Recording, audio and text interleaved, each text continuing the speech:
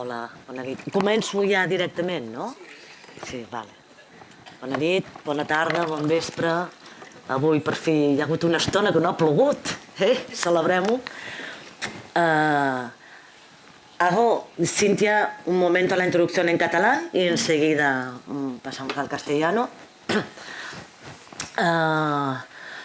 Avui tenim amb nosaltres, en aquesta sessió, a la Cintia Rinsky, que és una escriptora xilena que viu des de fa ja més de 10 anys a l'Argentina.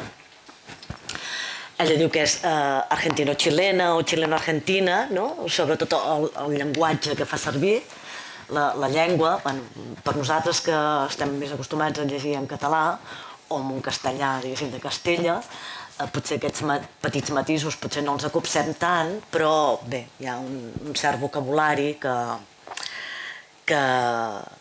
sí que es percep, ¿no? Que hi ha palabras que son de Chile, palabras que son argentinas, ¿no? Y hay aquí como un revuelto, ¿no? Ya paso en castellà directament, perquè si no em fotré un embolic. Yo creo, Cintia, que quien nos emparejó tuvo en cuenta un par de cosas. Una, mi padre era lampista, era plomero. Oh. Sí. Era plomero y también hacía audiciones, digamos, de filtraciones en las paredes, sí. Y yo me he dedicado a estudiar historia del arte, o sea que esta novela está escrita para mí, directamente, pero yo no he encontrado todavía a mi salvador.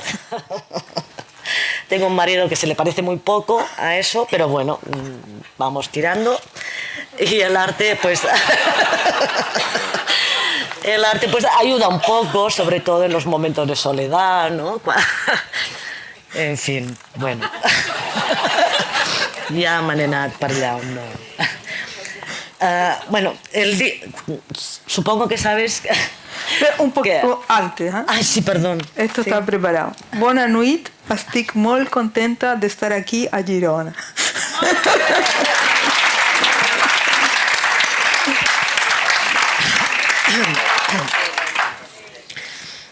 Bueno, esta edición del Festival MOT trata del amor en sus múltiples formas, incluso en las formas restrictivas, que es un poco el amor que tratas en tu novela. Lo digo un poco con ironía, ¿eh? Para los que no hayan leído todavía el libro, Clara y Confusa, en el fondo, si se quiere leer como novela de amor, es la historia de un amor restrictivo, ¿no? O que marca una serie de restricciones al enamorado, ¿no? En cierto modo me recuerda un poco a el amor cortés, ¿no? Hay un cierto trato de amor cortés en las condiciones que Clara impone a su fontanero, a su plomero enamorado, ¿no? Como el tema del festival es el amor, vamos a empezar por ahí, pero ya verás que enseguida nos vamos para otro lado. Empecemos por el principio. ¿Cómo se te ocurrió poner, sin conocerme a mí previamente, poner de lado a un plomero y a un artista en una novela? Bueno, lo que pasa es que compramos un terreno en el campo que tenía una casita antigua en muy mal estado y entonces tuvimos que contratar a unos albañiles para reconstruirla, a unos fontaneros y me empecé a dar cuenta que lo que nosotros pedíamos era algo racional, por ejemplo, ¿por qué hay humedad? Y ellos en vez de contestarme, bueno, porque el ladrillo, me decían, porque el agua es caprichosa. ¿por qué la pared se bombea así? No, porque las rectas nunca se juntan. Entonces me empezó a intrigar que uno le pide a estas personas respuestas como concretas, científicas, una desesperada porque está llena de agua, ¿no? Y ellos la única explicación posible es una poética. Entonces me pareció muy interesante y al contrario, uno siempre cree que los fontaneros son personas rudas, ¿no? Sin conocimientos intelectuales o sin gustos por el arte. Y dije, ese es un prejuicio, ¿no? Porque si uno empieza a conversar con ellos, no es así.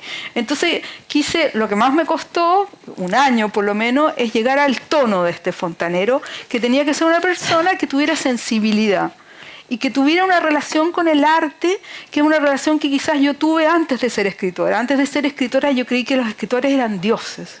Y yo quería ser un escritor, era como ser todo en la vida, ¿no? Un ser moral, verdadero, justo, todo lo que un dios en el fondo, ¿no? Y entonces que él tuviera como esa aproximación al arte, ¿no? Como una aproximación romántica. Y por el otro lado, hace tiempo que tenía ganas de escribir sobre un artista. ¿Qué pasa con las artistas que no tienen éxito? ¿No?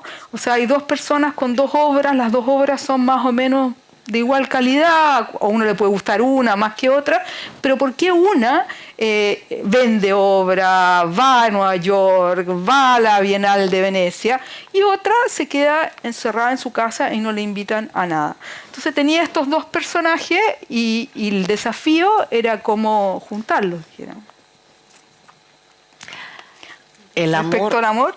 El respeto al amor, lo que los une a estos dos personajes, como ya que su relación está hecha a base de restricciones, las restricciones son que, bueno, empiezan una relación, ¿no? Se conocen porque el fontanero va a investigar unas filtraciones en una casa y por el camino pasa por un centro cultural donde ve a un artista que está clausurando su exposición sin nadie entre el público y acaba pues colgándose, bueno, sin matarse, ¿no? Digamos, ¿no?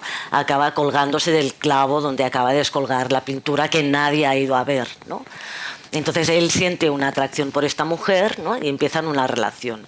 Pero gradualmente, poco a poco, ella le va imponiendo primero, pues pasa la noche juntos, la siguiente noche ya no quiere que duerma en su cama, sino que duerma en la habitación de las niñas, después ya no quiere que tampoco que vaya a comer, ¿no? Entonces hay una serie de pasos que le va cortando, ¿no? Los accesos a ella, ¿no? Pero sin abandonarle, ¿no? Sin dejarle. Por eso decía que se parece un poco al amor cortés, ¿no? Yo creo que tiene una lectura, como creo que gran parte del libro, o al menos así la he hecho yo, una lectura muy metafórica. Hay muchos símbolos dentro de esta novela, ¿no? Y una de ellas creo que me parece que es que se presenta el amor como una opción ética, ¿no? Es decir, este hombre, este fontanero, no sabemos cómo era antes de conocer a esta mujer, porque ya no sé, lo empezamos a conocer en el momento que hay esta relación, pero el amor por ella condiciona su visión del mundo, ¿no? Por eso digo que es una imagen del amor como una apuesta ética. Yo no sé si te habías planteado un poco la nobleza que tiene este personaje, ¿no? Es gracias al amor que siente.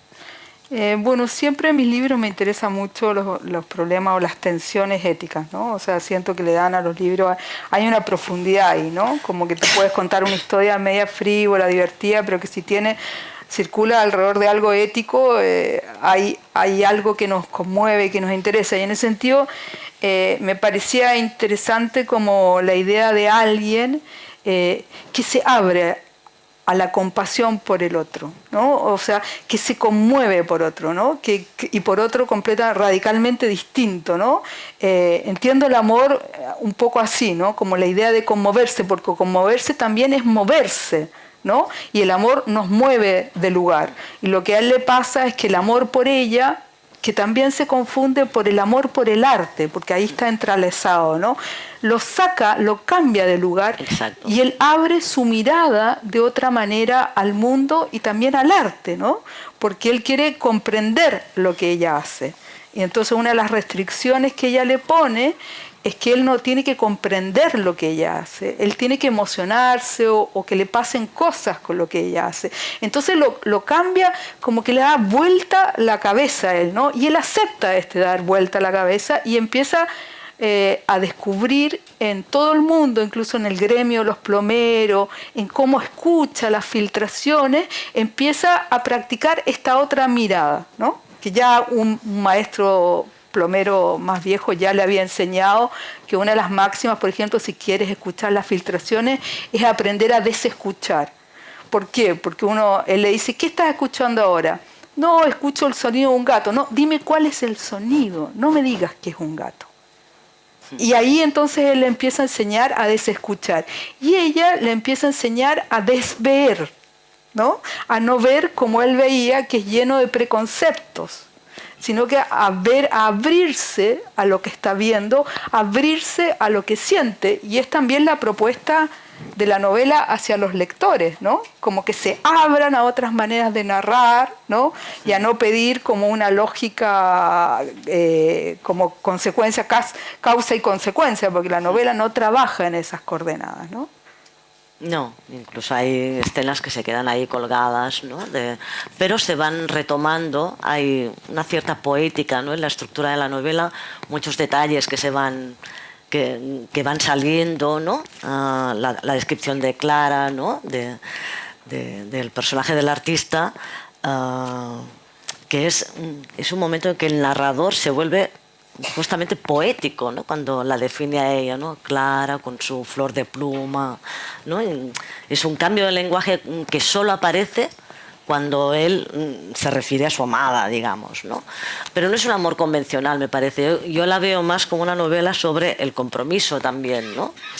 Porque aparece a través de este gremio de los plomeros, que es también un poco simbólico, ¿no?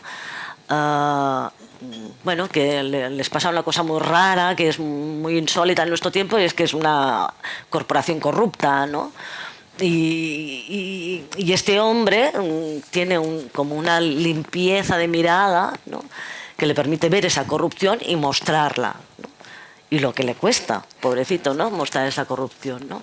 Pero está tratado, que es un tema que te quería plantear, con mucha ironía. O sea, hay mucha ironía en este libro, a pesar de la gravedad de las cosas que se cuentan, ¿no?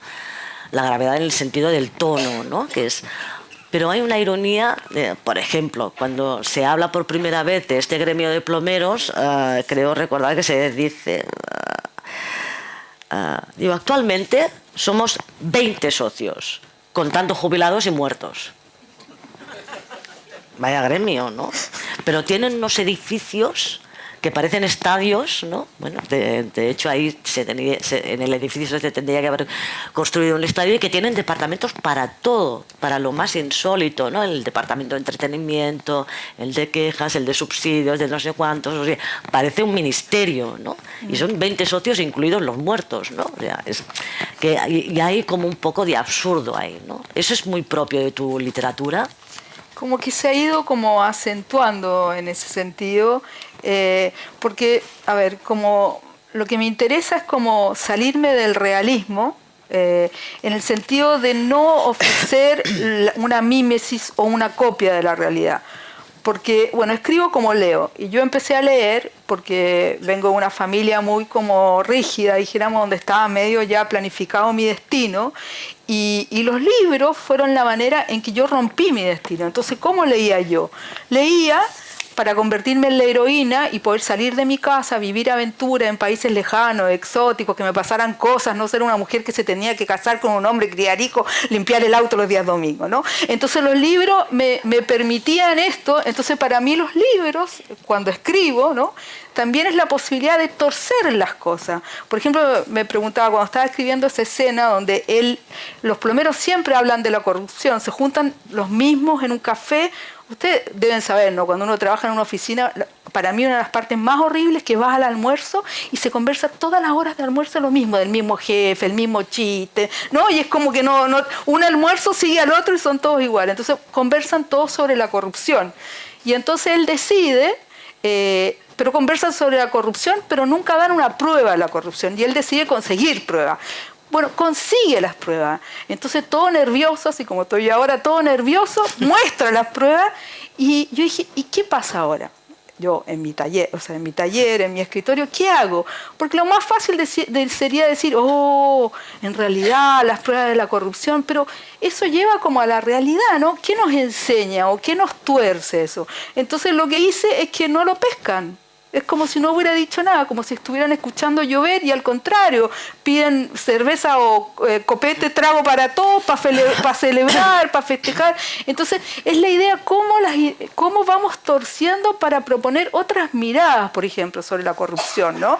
Porque todo el mundo está hablando de la corrupción. Sin embargo, es como que a la hora de las pruebas, la corrupción no existe, es algo como... Y la corrupción, estamos todos corruptos, porque no hay, no hay juicio corrupto o no corrupto, todos somos seres humanos. ¿Y quién nos ha echado una monedita al bolsillo? ¿Quién no ha echado para atrás una carpeta? ¿No? Bueno, ese es el mundo. Entonces la idea no es juzgarlo, sino que la idea es mostrar eso en su humanidad con todos sus detalles, ¿no? Eso es lo que me interesaba, como mostrar la humanidad de todo, ¿no? Incluso de las casas. A mí me parece que cuando fue la pandemia, todos nos refugiamos en nuestras casas y creímos que las casas eran como el lugar más seguro. Y en esta novela, en las casas se empiezan a romper las cañerías. Y nadie sabe, y nos damos cuenta que dentro de los muros pasan cosas que no sabemos. O sea, ya la casa tampoco es un lugar seguro. Porque como ya no los construyen bien, duran 10 años, 20 años y se empiezan a derrumbar. Entonces es como también es ir mostrando, como llevando la mirada por los rincones, ¿no? Bueno, en ese sentido no es una novela que te deje un buen cuerpo, ¿no? Al final. Ahora, ¿para qué engañarnos? Pero respecto a la ironía, porque estaba pensando en la cosa de la nobleza, ¿no? Cómo meterme en el tema de la nobleza. Y pensaba que tiene que ver conmigo como autora. Porque yo viví en mi adolescencia y mi juventud durante la dictadura de Pinochet. Entonces participaba en un partido de izquierda y en todas las luchas contra Pinochet.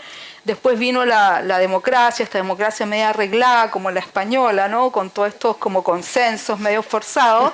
Y entonces, y la izquierda entró en crisis Rusia, ¿no? Nos dimos cuenta de lo que pasaba en Alemania, lo que pasaba en Rusia, todo eso. Y hubo una gran decepción de esta utopía, ¿no es cierto? Y esta utopía, que es la que fue como lo que animaba mi juventud, todos mis ideales, se destruyó, ¿no? Ya no existe esa utopía y es muy difícil encontrar utopía. Entonces, y esto se manifestó mucho en un libro que escribí porque a los 20 años me fui a Deo a conocer la revolución nicaragüense porque yo quería saber qué era una revolución. Y me fui a Deo con mi novio hasta allá. Y nunca pude escribir de esa experiencia, porque entonces el problema era cómo me situaba yo frente a esta utopía que se cae, ¿no es cierto? Entonces ahí, y frente a todos mis libros, porque todos mis libros en el fondo tratan sobre las utopías, esto de los edificios de los sindicatos que son gigantes, que tienen miles de oficinas, se basan en una idea peronista de que el trabajo no es solo el trabajo, sino que es el bienestar, que lo más importante es el bienestar junto con el trabajo, ¿no? Entonces todo este sindicalismo tenía, por ejemplo, les enseñaban a bailar tango, tenían clases de tango, tenían clases de historia, o sea, era como el bienestar total, ¿no? Sin embargo, eso se fue cayendo a pedazos y quedan estos edificios, pero la utopía resiste despedazada, pero no se caen los edificios, ¿no? Entonces me preguntaba como autora, ¿cómo cuento esto?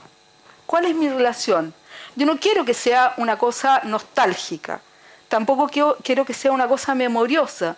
Y entonces descubrí que una forma, y de ahí empecé a escribir estos libros, que son 3, que tienen como una trilogía, que era a partir de la ironía cariñosa. O sea, hay una distancia donde ironizo eso, no lo destruyo, pero también muestro su humanidad, pero también su ruina. Y de ahí empecé a trabajar la ironía y me empecé a enamorar de la ironía. Que me parece que es una manera de ver, ¿no? Que no juzga.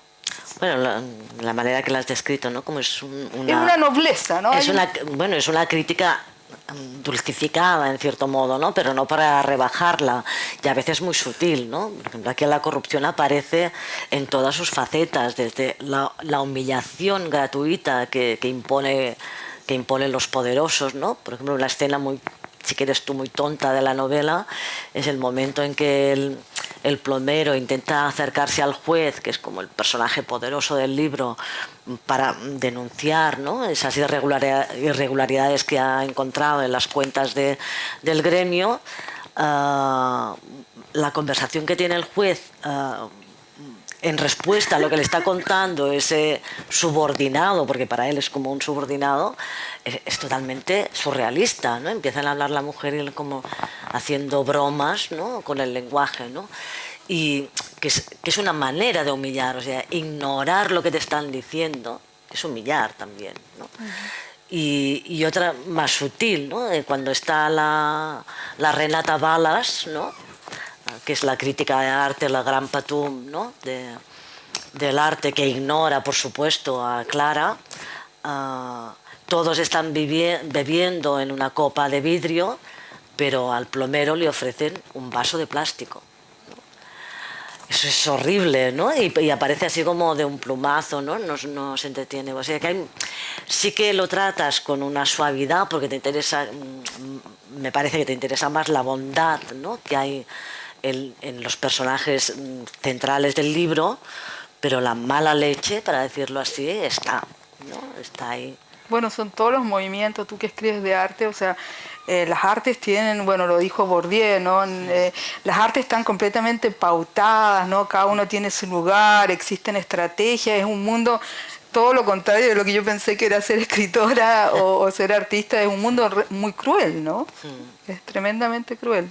Pero llega a ser incluso grotesco, hablando del entorno del arte, que es la Renata Wallace y todos sus acólitos, ¿no?, que son esos artistas jóvenes que los pones así como en un paquete, que parecen sacados de un carnaval, ¿no? En la última parte, ahora hablaremos de la estructura, pero esta última parte, que es multitudinaria, que es caótica, confusa, ¿no? Son como un séquito, un séquito carnavalesco, ¿no?, deliberadamente, ¿no? Y dices, el arte no es eso tampoco, ¿no? O sea, que hay una crítica también muy feroz a ese tipo de arte institucionalizado, ¿no?, que concentran unos pocos, ¿no?, y que se sigue la voz dominante, en este caso que encarnaría este personaje que parece la Cruella de Vil, ¿no?, con sus perritos detrás, ¿no? Y no sé si es justo tampoco, pero entiendo dónde vas.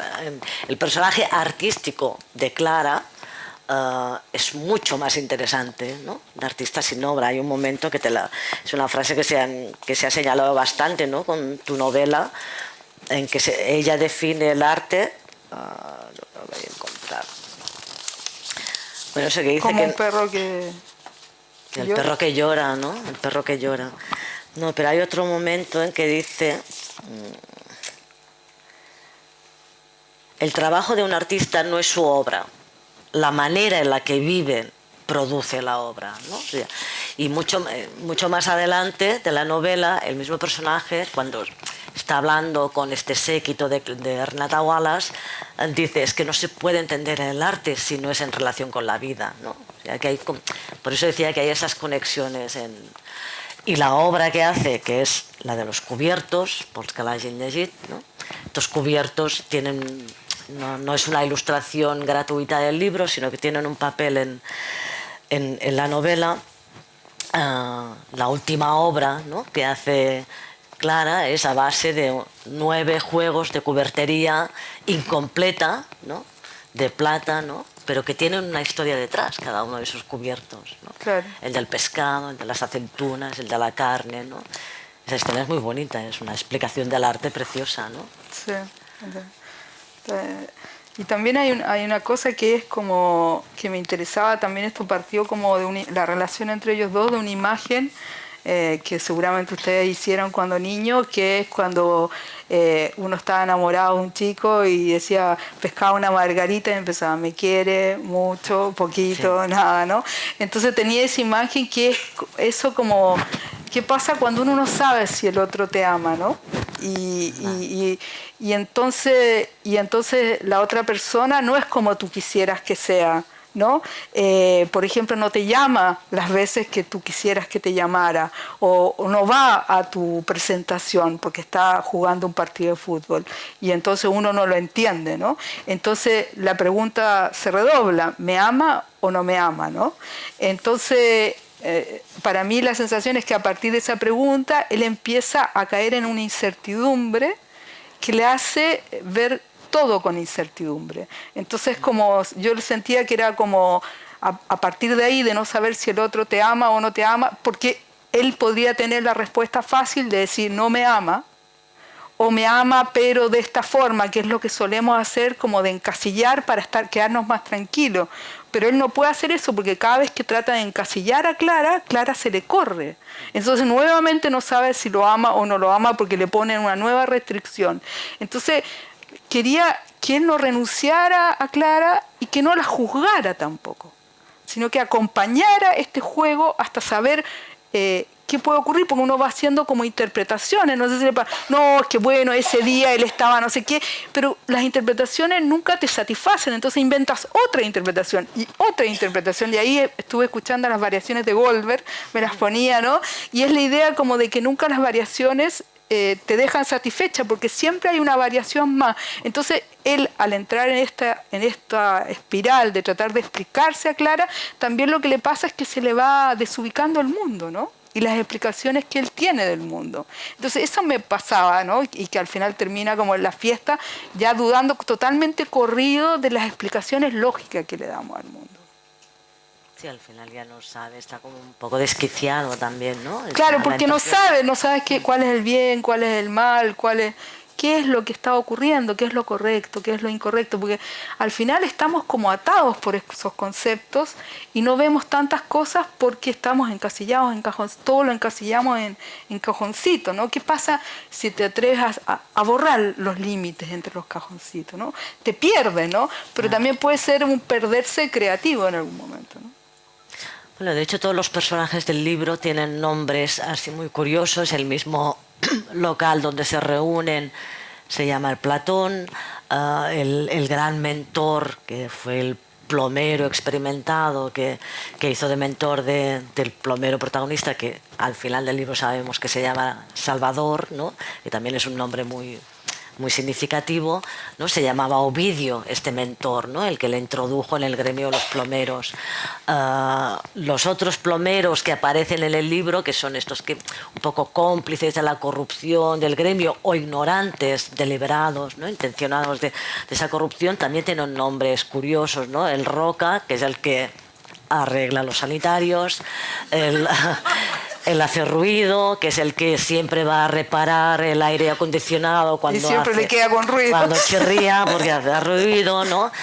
El huérfano, que hablaremos del huérfano porque yo estoy enamorada de este personaje. El huérfano, que es el pobre plomero que se le murió la mamita, ¿no? Y bueno, él lo enterró en un ataúd de alquiler y luego se entera de que el gremio tenía un presupuesto volatilizado destinado a pagar los entierros de los agremiados, y él no ha visto este dinero por ninguna parte, ¿no? Bueno, todo el Finolis, que siempre va con un pañuelo, bueno, en fin, hay unos nombres. O sea, es como si la identidad, en cierto modo, no saliera de ti, ¿no? Sino que te viniera un poco impuesta, ¿no? Con esos sobrenombres. Son estereotipos también, ¿eh? Pero el caño, ¿no? El caño me hace mucha gracia porque cada vez que aparece el caño haces una bromita fácil, tonta, ¿no? También deliberadamente, sobre el caño que se estaba tomando una caña, o el caño después de arreglar la tubería, ¿no? O la cañería, ¿no? Siempre haces este juego. Del Caño, un diputado socialista en Argentina. Bueno, eso me han dicho, es que para nosotras, antes de entrar alguien me ha comentado que en Argentina o en Chile algunos de esos nombres, el Roca, que sapigueu, els vàters allà també els fa el Roca. Que esos nombres tienen un sentido que a nosotros a lo mejor se les escapa, ¿no? De ese contexto. Como de toda la cultura popular, ¿no? Claro. Finoli viene del Condorito, no sé si ustedes leyeron alguna vez el Condorito, que era un cómic chileno, fue un cómic chileno muy famoso. Y aparecía siempre un argentino con un pañuelo. Y además en Chile tú entras a la escuela o entras a un trabajo y lo primero que hacen es ponerte un sobrenombre. Entonces es una costumbre muy Vale, chilena. vale. ¿Qué queda? Ya que has sacado un poco el tema, que tú eres chilena, pero vives desde hace unos 10 años en Argentina. ah, ¿Qué hay en este libro o en los últimos libros que has publicado que sean más de una cultura de otra? Es decir, yo no creo que este libro se tenga que leer en clave argentina o chilena o española o catalana, ¿no? Porque a mí, por ejemplo, los pueblos que aparecen aquí, estos de Puebla Ballesta y Parera, pues me recuerdan pueblos muy cercanos a mi casa, por ejemplo, ¿no? O sea que no tiene... Pero, ¿qué hay de... ¿Qué ha pesado más? ¿Tus orígenes chilenos o tu nueva casa argentina? Y bueno, ese fue un problema y creo que es un problema de la mayoría de los escritores o escritoras que se van a vivir a otro país en qué lengua escriben, ¿no? Y creí que no me iba a pasar en Argentina porque los dos hablamos castellano, pero resulta que son completamente distintos. O sea, las palabras, no sé, el 70% de las palabras argentinas son distintas a las chilenas. Y entonces cuando... El 80, el 70%, es un montón de palabras. Y además no solamente las palabras, sino yo trabajo mucho con dichos, con refranes, ¿no? Con proverbios de cada país, también bíblicos. Y entonces el problema es qué uno hace, ¿no? Con eso. Para quién escribe en el fondo, ¿no?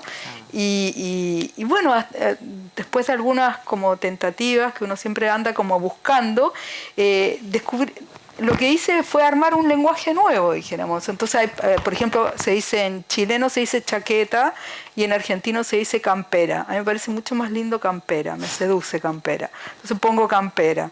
Y voy de acuerdo a cómo las palabras me van seduciendo por su sonido o también por las experiencias que tengo o por los recuerdos de Chile, voy poniendo en argentino o en chileno. Pero después descubrí que no solamente las palabras, porque las palabras pertenecen a la identidad y a la cultura, por lo tanto también lo que voy reflejando es cultura de dos países que son distintos y que aunque están separados por la cordillera siempre han seguido tan distintos. Me considero una embajadora chilena argentina en la práctica, o sea, y es lindo como ir reflejando dos culturas que están tan cerca pero que no se juntan, ¿no? Que las literaturas chilena y argentina están muy separadas. Y es interesante porque hay una tradición de escritores chilenos donde está la María Luisa Bombal, ay, se me olvidó, pero es muy importante, ya me voy a acordar, que en Chile estaban signadas como por una literatura más realista, porque en Chile como que la tradición es un realismo social que viene desde el criollismo, dijéramos, y desde antes, o sea, Lastarria cuando lo invitan a la primera reunión de los escritores, dice la escritura está para favorecer el pueblo, para interpretar los deseos del pueblo, para hacer justicia social, o sea, mató la literatura, la autonomía de la literatura la mató de una, y de ahí, bueno, derivó en una literatura muy social que se trataba de integrar al pueblo a través de la literatura al Estado, ¿no? Entonces ellas van a Argentina, se juntan con el Grupo Sur, con las hermanas Ocampos, con Borges, con toda esta, que la literatura argentina es muy linda porque tiene toda una cosa con la extrañeza, ¿no? Y se convierten, y cuando vuelven a Chile con estos nuevos libros, en Chile se las margina. Pero existe esta tradición como de atravesar la cordillera con la literatura y como de hacer un cambio en la literatura.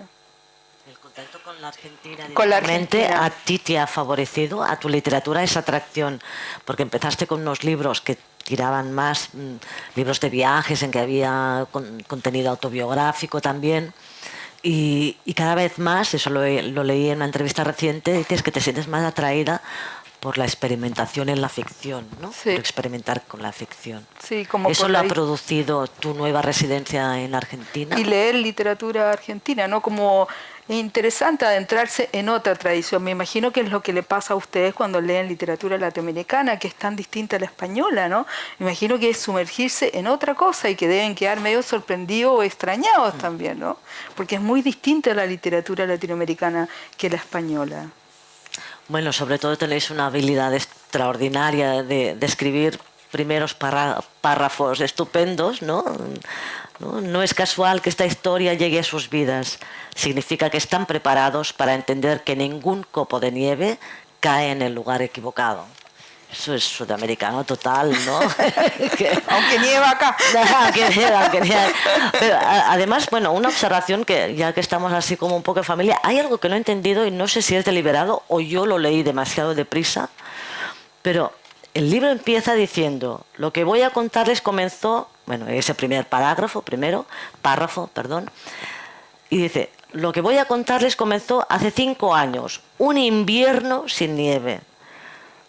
Pero la siguiente frase dice, ese tercer sábado del mes de julio, está hablando del invierno, y en la siguiente... Es que en julio, ahí es invierno. Es invierno, julio. Pero es que a la página siguiente dice, era viernes, y acaba de decir que era sábado, y yo digo, esto lo ha hecho como... Es que hay un juego con el presente y con el pasado, ¿no? Él está escribiendo desde el presente, después se va al pasado y escribo el pasado como si fuera presente. Sí. Bueno, en el último capítulo todavía se ve más eso, ¿no? Que hay, bueno, se vuelve a la escena de Clara. Te iba a preguntar también por esta estructura, porque el libro tiene 3 partes, en que cada vez el tiempo, lo que define la estructura del libro es el tiempo, se condensa más, ¿no? La primera parte son 5 años, la segunda 5 días y la última 5 horas, ¿no? Y el título es 5 días, 5 años, 5 días, 5 horas. Y a medida que el tiempo se concentra, los personajes se multiplican, las escenas se desbordan, ¿no? O sea, como más denso es el tiempo, más explosivo, ¿no? Narrativamente, ¿no? Eso lo buscaste en... Sí, lo que pasa es que es como en la tercera parte lo que se va, o sea, es una progresión en el sentido en ir sacando la información y las explicaciones. Piglia dice que narrar es muy distinto de informar y que uno comienza a narrar cuando deja de informar. Y entonces en la tercera parte ya saco todas las explicaciones, todas las informaciones, y entonces lo único que va ocurriendo es el vértigo y tú no sabes por qué pasan las cosas, sino que las cosas pasan, ¿no? Y van pasando y tienes que seguirlas, ¿no? Y tiene que ver como con una idea que estoy trabajando que me inquieta, que es cuando leíamos como niños. Cuando éramos niños, ¿cómo leíamos? ¿Cómo leían ustedes? Uno se metía a un libro y te decía, nunca habían visto la selva ustedes de niño, me imagino, y te metían en un libro y te decían, bueno, y en la selva hay unos monos, hay unas palmeras, y pasa esto, y pasa un cocodrilo, y nos creíamos todo, ¿no es cierto? Sin saber si eso era verdad o no verdad. Y esa es una forma de leer que lamentablemente, como adultos, y también con toda esta cosa de la academia y las categorías, y cada vez más categorías, hemos ido perdiendo. Y necesitamos explicaciones para entender. Entonces, en la tercera parte realmente hay que entrar como niños y aceptar todo lo que va ocurriendo, sin preguntarse por qué hay un lagarto en una feria del pastelito, ¿no? Aunque no lo hay. Entonces, esa era la idea, como de ir desarmando las explicaciones y simplemente que tú fueras como metiéndote en esta fiesta y corriendo. Me interesa esa idea como de... Es como el mayor desafío, ¿no? Que los lectores y las lectoras estén ahí, vivan, sin separarse, no se pregunten cosas, sino que vivan, que también es como uno leía cuando niño o cuando niña, ¿no? Uno vivía lo que estaba en el libro, no se preguntaba. Entonces es como recuperar esa manera de leer que a mí me parece que no sé por qué se pierde realmente, pero era maravillosa, ¿no? Y además esa cosa, si uno no comprendía algo, esto es un ensayo que escribió César Aira, que ahora se ganó el premio Finestras. Él dice que cuando uno era niño y no comprendía algo, era un juego entender a partir de la lectura de la frase o de la oración completa, de adivinar lo que se estaba diciendo. Uno no iba al diccionario muy poco. Y ese era un juego también que proponía la lectura, ¿no? Y no detenerse a decir esto no comprendo, sino que ir sacando, pero seguir leyendo. Y entonces el tercer capítulo me la jugué en ese sentido. Bueno, porque te arrastra, ¿no? la narración, pero te arrastra además literalmente, porque la escena es de un personaje, bueno, del plomero, que está en medio de una multitud que lo sacude, que lo desorienta, ¿no? Va encontrando personajes por ahí. Parece un poco como un Ulises, si quieres tú, ¿no? Un personaje que se encuentra ahí metido en una multitud cada vez más numerosa, más caótica, ¿no? Desbordante, ¿no? Y el personaje claro, yo no lo leí como dices tú, sino como él sigue firme, él sigue ahí, ¿no? Creo que hay un momento que dice, la multitud venía hacia mí, me veía un momento y se iba. La que se iba era la multitud, ¿no? Él sigue. Sí. Porque me parece que representa como una entereza, ¿no?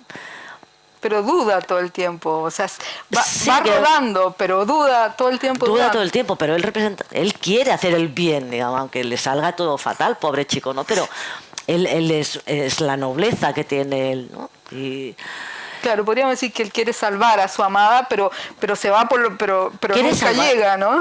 Creo que quiere salvar el mundo, ¿no? Hay un momento que sí que lo concentra todo en su amada, ¿no? Que incluso quiere convertirla en una gran artista. Él cree que lo ha hecho muy bien, hablando con Renata Balas, ¿no? Para que la tenga en cuenta. Ya hacen como el cuento de la lechera, ¿no? Sí, la va a conocer, ahora van a ver los otros su obra, que es magnífica, ¿no? Va a ganar mucho dinero, yo seré su representante, ¿no? Pero es que no quiere salvarla a ella, quiere salvar a todo el mundo, ¿no? Incluso al huérfano, que ahí es donde quería ir. Este personaje es entrañable, y mucho más que él, su madre. El retrato de la madre, ahí te ha salido la parte izquierdista que decías tú antes de la luchadora contra la dictadura de Pinochet, ¿no? Porque el retrato que hacía la madre vamos, tendría que salir en todos los anales de la literatura izquierdista, ¿no? De la literatura obrera, ¿no? Porque es enternecedor, ¿no? El personaje de esa mujer, ¿no? Que la hemos visto ya muerta, ¿no? Hay un momento que dice, parece que este niño, o que este hombre ya nació con una madre muerta, ¿no? El retrato que hace, que dura una página, pero es una delicia, ¿no? Yo creo que esta página está muy pensada cuando la pusiste ahí, ¿no?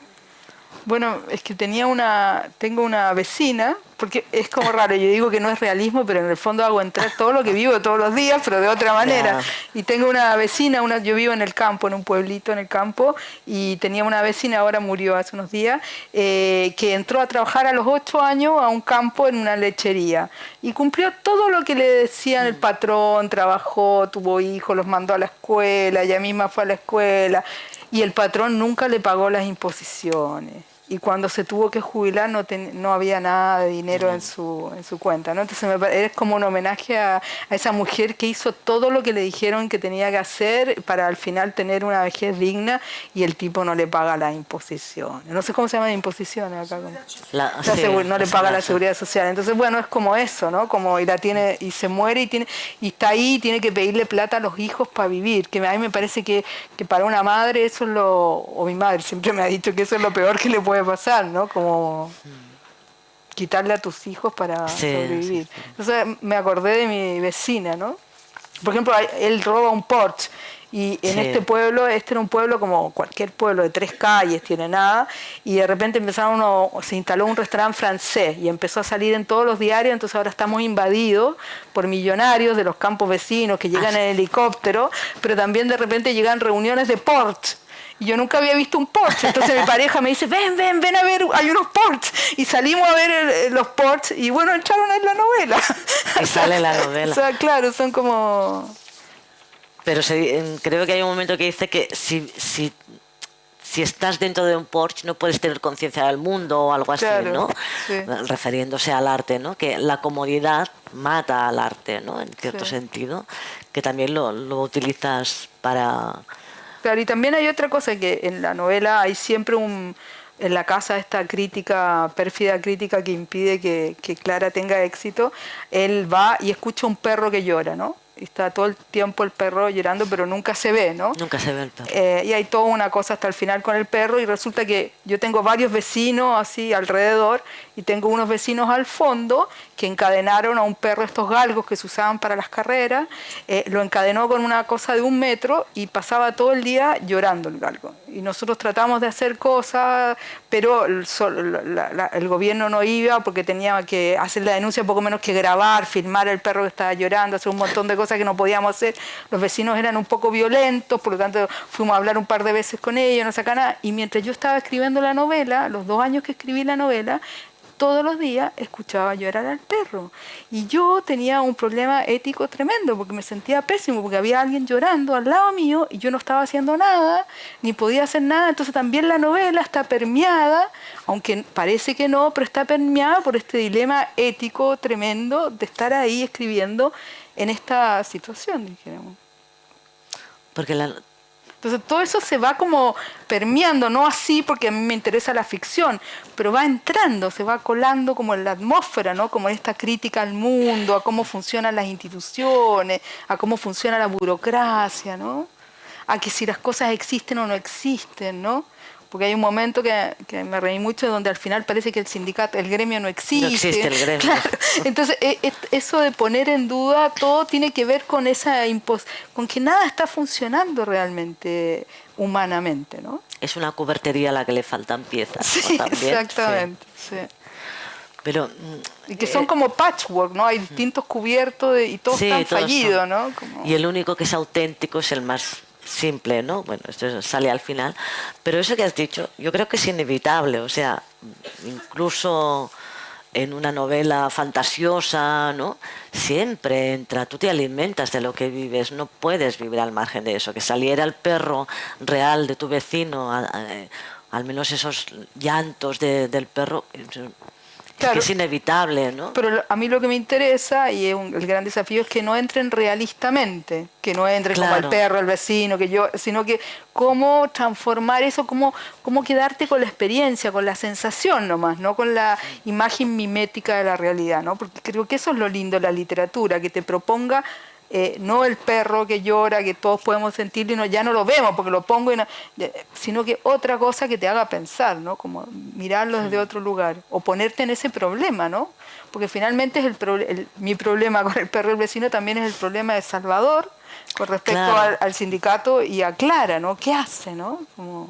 Por eso te decía que... ¿Qué hace con el sufrimiento? El sufrimiento del mundo, es que en el fondo este hombre quiere salvar a todo el mundo, sin decírselo, sin saberlo incluso él mismo, ¿no? ¿Cuántas veces te han preguntado respecto a esta novela en concreto qué mensaje sutil, subliminal hay sobre la situación actual en Argentina? Es que bueno, aparece... Quiero decir, claro. ¿El escritor está obligado en sus libros a mandar mensajes salvadores, ¿no?, sobre su país? No, yo no estoy completamente en oposición a eso. No me parece que la literatura tenga que tener un mensaje. O sea, creo que cada uno tiene una lectura del libro y quizás el problema es que nos dejamos llevar y tratamos de tener una lectura que es la que nos dicen que hay que tener. Pero lo que me decía un amigo es que uno no lee los libros lo leen a uno. Y esa es la lectura. Por lo tanto, yo no puedo mandar un mensaje porque no... ¿Cuál es mi autoridad, ¿no? Para mandarle un mensaje a nadie, para decirle a nadie qué es lo que tiene que hacer o qué tiene que pensar, ¿no? Lo que hago es poner en duda ciertas cosas, eso es lo que me interesa, ¿no? Pero no creo en la literatura del mensaje, creo que todo lo que fue la literatura política terminó re mal, dijéramos, ¿no? Claro. O sea, me parece mucho más interesante un Chekhov que la literatura del realismo soviético, ¿no? Bueno, pero igual que el perro, seguro que el ambiente político-social que te rodea, eso entra de alguna manera. Sí, la novela la empecé... En todo lo igual que en todo lo que haces, lo que comes, lo que vistes, ¿no? Claro, o sea, la novela la estaba como en la mitad, o ya la tenía media pensada cuando subió Milei al poder, y todo mi entorno, todos mis amigos, mis colegas estaban con una depresión tremenda, muy asustados también, pero muy mal, con mucha depresión, porque ellos ya vivieron el 2001, yo no lo viví, y esto pinta que va para allá así, mucho más aceleradamente de lo que pensábamos, y yo dije, yo no voy a pasar 4 años deprimida, tengo que escribir una novela donde me ría, donde haya algo como de alegría, de luz, de ironía y no de depresión, dijéramos. Y en la novela secuela, La palabra libertad, hay una escena donde un intendente habla de la tradición y dice viva la tradición y de repente secuela viva la libertad, ¿no? Y entonces hay unos chicos que son como los que gritan libertad, que creen que hay que hacerlo todo de nuevo, que todo tiene que ser puro, que no hay corrupción y que no tiene que haberla. Bueno, hay una historia que me gusta muy bien de estos que van a pedir y le exigen a un viejo que una vez se robó unas monedas para seguir chupando con sus amigos y lo acusan de corrupto. Entonces, bueno, hay una crítica, ¿no?, a esta nueva generación que cree en los valores puros per se, ¿no?, y no en la humanidad, en la humanidad que está llena de dudas, de errores, de defectos. De eso somos, y menos mal que eso somos, ¿no? No estas cosas integristas, estas ideologías integristas, ¿no? Bueno, el discurso que hace el intendente, que termina, bueno, es todo un canto a la tradición y a la libertad. Bueno, aquí en nuestro país ahora la palabra libertad está secuestrada por la ultraderecha. Que ya claro, tiene, en Argentina también, pues ya el partido de Milei se llama La Libertad Avanza. Sí, aquí pasa igual. Mi sobrino, que tiene 28 años, me decía, es que tú no sabes lo que es para nosotros que ya no podamos usar la palabra libertad, por lo menos tú lo usaste en tu juventud, nosotros no podemos. Pero incluso la palabra tradición, aquí en la novela, hay una visión casi grotesca, ¿no? Porque la tercera parte es esta famosa fiesta del pastelito criollo, que en realidad no tiene ninguna tradición. O sea, la fiesta local que celebraban era la fiesta del chollo peludo, no me acuerdo ahora, el chancho con pelo, que es un pork, ¿no?, un cerdo, ¿no?, y como se la prohibieron porque estaba prohibido el maltrato con animales, ¿no?, pues se inventaron la del pastelito criollo. O sea, que la tradición como algo que viene de muy lejos, no ancestral, ¿no?, que responde a una llamada, ¿no?, colectiva, no tiene ningún sentido.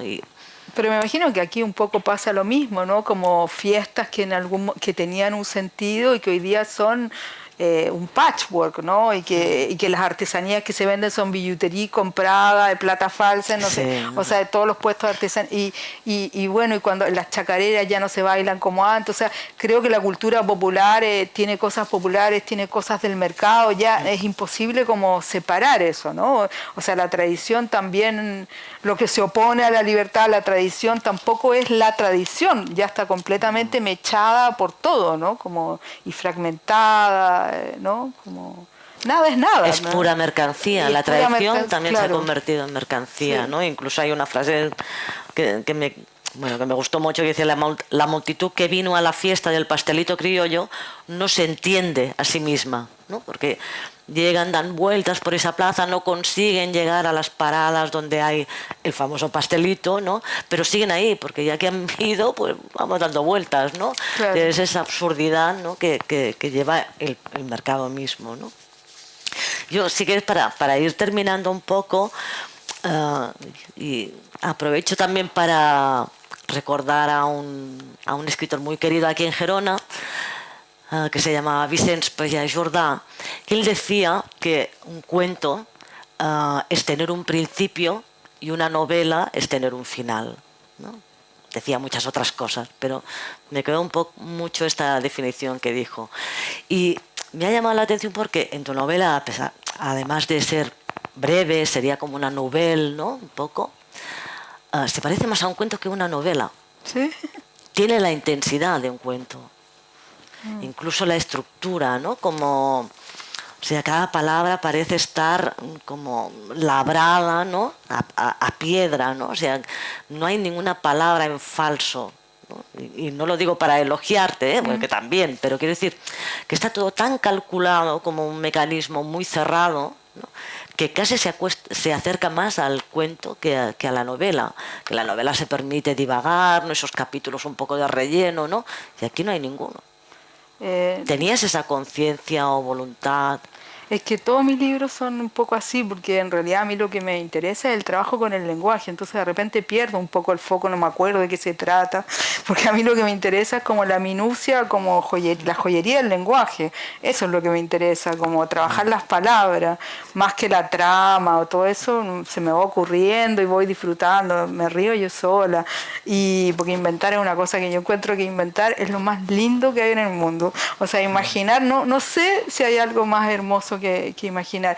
Pero lo que más me interesa es el trabajo con el lenguaje, o sea, cómo hacer, porque la pregunta es esta, o sea, el lenguaje con el cual uno trabaja, ¿no? Como material, está en todas partes, está en los discursos políticos, está en el mercado, está en la publicidad, está en todo. Entonces, ¿cómo tú haces que ese lenguaje que está en todo para ti tenga un sonido particular? ¿Cómo hacer que eso suene de otra manera para ti?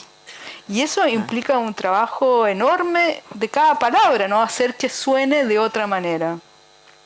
Pero en un cuento está muy concentrado, o sea, que sean 20, 30 páginas, ¿no? Y aquí lo alargas unas 160, o sea, ¿no? Entonces, que ese trabajo de orfebrería un poco con el lenguaje se nota muchos. Y se nota, pero fluye, ¿eh? O sea, es narrativo, ¿no? Pero se nota mucho que está trabajadísimo ese lenguaje, ¿no? Y además, las escenas, ¿no? Sí, como muy yo me trabada. aburro cuando leo, no sé, cada uno lee como quiere, pero yo me aburro de esas descripciones largas. Él fue a la puerta, abrió la puerta, después salió, la volvió a cerrar. Yo me aburro, entonces elimino todas esas cosas porque no las soporto. O sea, cuando leo me salto páginas cuando me toca eso. Por ejemplo, los bestsellers en general no me gustan porque son así, son tremendamente descriptivos, ¿no? Se demoran páginas en llegar al dormitorio, por ejemplo, una cosa. Yo ya me aburrí, entonces yo creo que también escribo concentrado por eso, porque me aburren esas cosas y bueno, como es mi novela me tengo que buscar lo que me entretenga y es justamente como concentrar los significados, ¿no? ¿Y crees que eso es lo que ha hecho que te has quejado alguna vez, o has observado alguna vez que la crítica, tanto chilena, como, no sé si la argentina también, pero que te tenían a ti como una escritora rara, confusa, ¿no? Extravagante, ¿no? ¿Se debe a este estilo que tú defiendes en tu obra, ¿no? Absolutamente, sí. La primera sorprendida con el premio fui yo. Sí, pero es premio Herralde esta novela, ¿eh? Sí, pero es loco como uno, y es una cosa muy linda, uno va construyendo su público. Y es impresionante, a lo largo, yo llevo 11 libros publicados, y uno va construyendo su público, va construyendo sus lectores, y los lectores te van entendiendo porque van internalizándose también, es como también con las obras de arte, también con los carpinteros, ¿no? Tú le vas viendo el estilo y no les pasa 2 veces, 3 veces que ven una pintura, van entendiendo cada vez más cosas, ¿no? Van mirando más cosas, van descubriendo otras cosas. Y eso también ocurre con los autores o las autoras, tú los vas leyendo y vas construyendo lectores y lectoras, y eso es muy lindo, y eso es lo que va ocurriendo también, ¿no? Con suerte. Bueno, pero eso también es un mérito, perseverar, ¿no? Es decir, el objetivo al escribir un libro o al escribir, no es llegar a hacer un bestseller, ¿no? En tu caso, ¿no? Si lo haces, bienvenido, pero quiero decir que el objetivo no es tener al máximo, no es tener el público de la fiesta del pastelito criollo, ¿no? Sino escribir lo que... O sea, no haber renunciado a tu estilo, a tu modo de entender la literatura o la lectura incluso, a pesar de que te marginaran un poco, ¿no? ¿Quién es esta señora, ¿no? que escribe tan raro, ¿no? Eso ya decía algo de ti, ¿no? También tienes algo del plomero, ¿no? Puede ser. Es que, bueno, ahí también, pero Ana, como todo escritor, artista, también hay momentos de unos bajones, así que uno dice cuál es el sentido de esta cuestión, y lo tirás y decís no me gusta, esto es un horror, ¿no? Y decir, ¿para qué escribo? O sea, está lleno de esos momentos, ¿no? Yo me acuerdo que al principio mandaba mis libros a las editoriales y que ni siquiera te contestan, porque son muy mal educadas algunas editoriales, y ni siquiera te contestan, entonces, y seguir insistiendo hasta encontrar un editor que le gusta lo que tú escribes y que se juega por ti y cree que puedes construir una obra y que esa obra va a tener un público. Hay momentos... Pero bueno, así es, o sea, si tú no estás como con lo que todos hacen y estás haciendo algo un poco distinto, cuesta más, claro. Efectivamente, pero yo no lo hago porque soy más chora, porque quiero ser rara, yo lo hago porque es lo que a mí me sale y porque realmente no sé qué sería de mí si no puedo escribir. O sea, a mí leer y escribir, o sea, me siento ahí en mi escritorio y soy feliz. O sea, y no hay nada mejor que eso. Es una pasión, me encanta. Es realmente eso es. Y bueno, si hay gente que lo recibe y he recibido comentarios súper lindos con esta novela, ¿no? O quizás estoy más en las redes, entonces me llegan más también, pues qué sé yo. Pero bueno, y ahí te viene como, sigo entonces, o sea, vas encontrando público y sigo, y bueno, se produce como una sinergia entre lo que haces y cómo se va recibiendo y se van estableciendo conexiones, ¿no? Además, bueno, yo no necesito mucho para vivir, o sea, tengo mi casita en el campo y listo. Y después, bueno, vas encontrando editores y editoras que se van queriendo tu obra, tu libro y ya. Y mientras te publiquen, estás. Ganas algunos premios y bueno, vas teniendo una platita extra y bueno, te vas haciendo, ¿no? Qué sé yo. Es como... ¿Y hay algún escritor chileno en concreto, contemporáneo tuyo, que creas que se parece a tu obra o que a ti te atraiga por alguna razón? Aquí, en particular, también en Gerona, durante un tiempo, sobre todo, fuimos muy fans de Roberto Bolaño, sí. porque vivía aquí, ¿no? Bueno, Y además era extraordinario, ¿no? Sí. Pero bueno, no es muy conocida la literatura chilena. Bueno, creo que la literatura chilena, bueno, soy más afín a los que están, a algunos que están muertos, como Juan Emar, Guadalupe Santa Cruz, Mauricio Huaqués, y también me gusta, que vivió acá en Francia. ¿Ah, sí? Y en España, vivió en España, y en Barcelona creo. Mauricio Huaqués, con W-A-C-Q-U-E-Z. Y de argentinos me gusta muchísimo César Aira, me gusta mucho Pablo Cachasquian, María Sonia Christoph, están todos publicados acá. Es cosa de ir y leer literatura latinoamericana, que los invito a hacerlo. No se van a arrepentir. Molt bé. Si voleu, algú del públic que li vulgui fer alguna pregunta, algú que hagi... Sí? Sí. Cintia, eres una de los grandes nombres literarios del Festival Mot. Es un gran honor tenerte porque es un nombre internacional. Con el premio Ralde, tú que vives en un pequeño pueblecito de la Argentina y tiene tanta dimensión y cambia la vida de los escritores, por todo lo que supone, Roberto Bolaño también lo ganó. ¿Cómo ha cambiado tu vida desde este premio? Bueno, hay dos cosas. Una es que volví a mi pueblo y el verdulero me siguió cobrando la verdura al mismo precio. La panadera no me regaló ningún pan. Por lo tanto, tú vuelves al pueblo y lo lindo es que sigue siendo, y eso es como un refugio. Y lo segundo, bueno, que hay más demanda de entrevistas, invitaciones a festivales, y que son tiempos que le quitan a la escritura, y que hago como una obediente corderito mientras dura Pero bueno, el premio realmente me ha permitido, y estoy muy contenta de llegar a más lectores y lectoras, y eso está re bueno. O sea, ha sido muy lindo eso, ¿no? Eso. Que una literatura que estaba más escondida o era más de culto, bueno, ahora está más... Tiene otra proyección, ¿no? Claro. Sí. Alguna cosa més? Aprofiteu,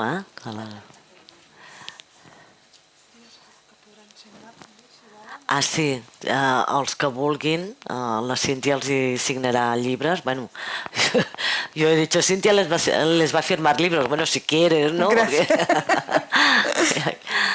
Bueno. Hay un momento, bueno, que tenía pensado, se había alargado mucho, pero la diferencia en el libro que hay entre arte y artesanía, y he empezado mal, no hay diferencia, ¿no? Y me ha hecho pensar mucho en Richard Sennett, el libro que tiene sobre el artesano, que dice que ese que persevera, que repite en el error, ¿no? Y es un poco lo que hace también lo que has empezado diciendo sobre los plomeros que te vinieron a casa, ¿no? Que tenían que ser creativos en las soluciones que adoptaban, porque, y eso es verdad, lo sé por experiencia propia, no hay nunca una causa única sobre sobre las filtraciones en las paredes. Es muy difícil detectarlas, ¿no? Sí, y no hay muchas soluciones, todas las soluciones son distintas de acuerdo al caso. Claro. Sí, bueno, esta no es la primera novela donde trabajo. En general siempre me interesa mucho la relación de las personas con sus oficios. O sea, los vengo estudiando larga, o sea, cuando viajo es lo que más me fijo, por ejemplo. Y creo, bueno, me interesa mucho cuando la gente desarrolla relaciones de pasión con lo que hace, sea clavar un clavo, cualquier cosa, pero que lo hace con una relación de pasión y que aprende a partir de eso, ¿no? Que va adquiriendo una experiencia y que va modificando su cabeza y sus sentimientos a partir de esa experiencia, ¿no? Hay una anécdota, ¿tienen tiempo? Hay una anécdota que me pasó en Colombia que la encontré genial. Iba caminando, estaba en un pueblo que no tenía ningún atractivo, entonces salí para afuera, que se por un camino, y el río se había desbordado, entonces cruzaba el pavimento, y para cruzarlo tenía que sacarme los zapatos y los calcetines, andaba con estos bototos así, que era medio difícil sacarse, entonces me quedé ahí como dudando si me sacaba o no me sacaba los zapatos, y de repente veo que hay una señora en una moto con la hija, y que están lavando la moto, y la están lavando con un pedazo de escobillón y con un trapito. Bueno, la están lavando, la terminan de lavar y se van. Cruzo, me saco los zapatos, cruzo y al otro lado no había nada. Así que me devolví, me tuve que volver a poner los zapatos. Y había dos chicos en una moto, en el mismo lugar que había estado la señora, con un escobilloncito y con un trapo lavando su moto. Y me quedé ahí mirando hasta que terminaron de lavar la moto, pescaron el escobilloncito y el trapo y los fueron a esconder en un árbol y descubrí que estaba en un lavadero artesanal de motos.